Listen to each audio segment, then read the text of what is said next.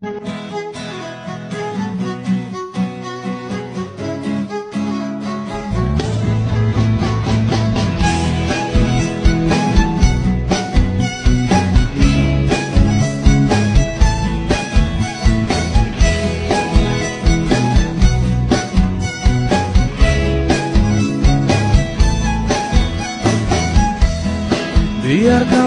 diri ini untuk mencoba mendekatimu, mendekati indahnya dirimu, dirimu yang hadir di mimpiku.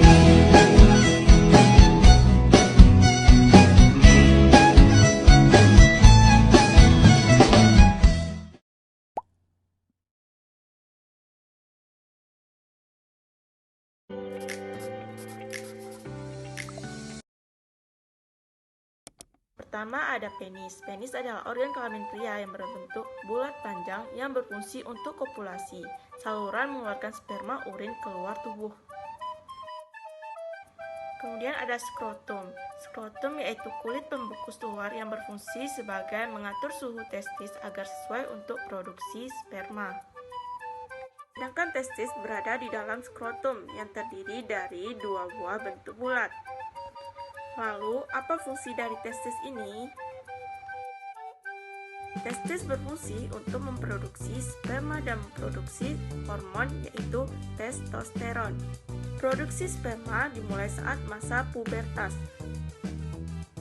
Biasanya di sekitaran usia 11 hingga 15 tahun. Kemudian ada epididymis, berjumlah 2 buah, berfungsi sebagai tempat untuk pematangan sperma. Selain itu, berfungsi sebagai tempat penyimpanan sementara sebelum sperma dikeluarkan. Selanjutnya, ada 2 buah vas deferentia. Fungsi organ ini sebagai tempat transport atau jalan sperma, di mana nantinya akan melewati ejakulatory ductus, yang kemudian untuk mengantarkan sperma ke penis dan kemudian dikeluarkan atau biasa kita sebut ejakulasi. Terakhir, ada 3 kelenjar dalam sistem reproduksi laki-laki. Yang pertama ada 2 buah seminal vesicles untuk menghasilkan energi bagi sperma agar pergerakannya baik. Yang kedua ada 1 buah kelenjar prostat yang menghasilkan cairan dan membantu sperma tetap bertahan pada pH asam pada cairan vagina. Yang ketiga ada 2 buah bulbo-uretral yang menghasilkan cairan yang berperan sebagai pelumas pada saat melakukan hubungan seks.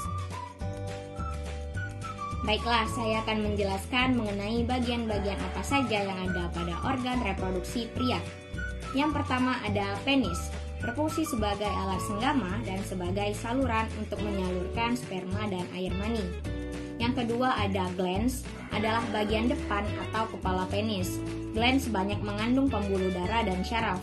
Yang ketiga ada foreskin atau preputium, adalah kulit yang menutupi bagian glans.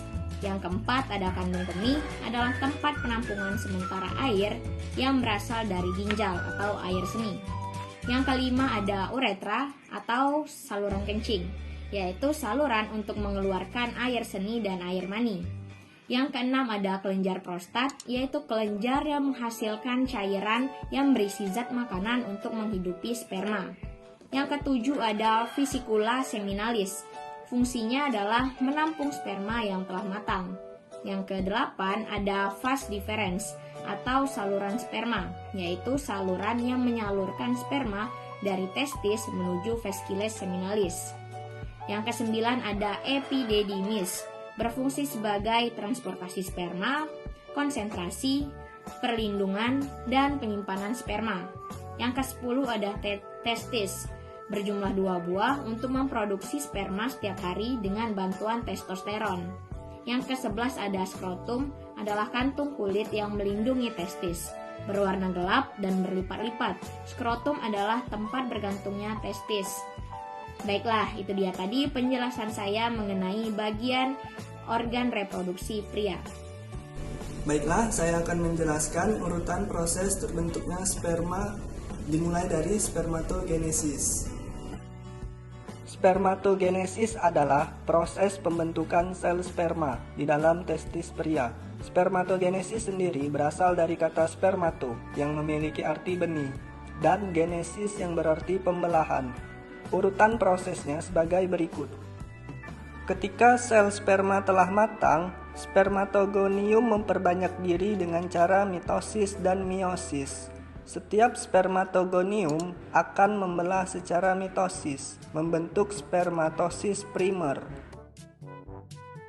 Spermatosit primer akan melakukan pembelahan meiosis pertama, membentuk dua spermatosit sekunder yang bersifat haploid. Tiap spermatosit sekunder melakukan pembelahan meiosis kedua, menghasilkan 4 spermatid yang bersifat haploid. Keempat spermatid ini berkembang menjadi sperma matang yang bersifat haploid, yang semua fungsional yakni spermatozoa. Spermatozoa akan menuju epididymis, selanjutnya ke vas deferens, vesicula seminalis, dan uretra, serta berakhir dengan ejakulasi. Baiklah, sekian penjelasan dari kelompok kami tentang sistem organ reproduksi pria. Terima kasih. Wassalamualaikum warahmatullahi wabarakatuh.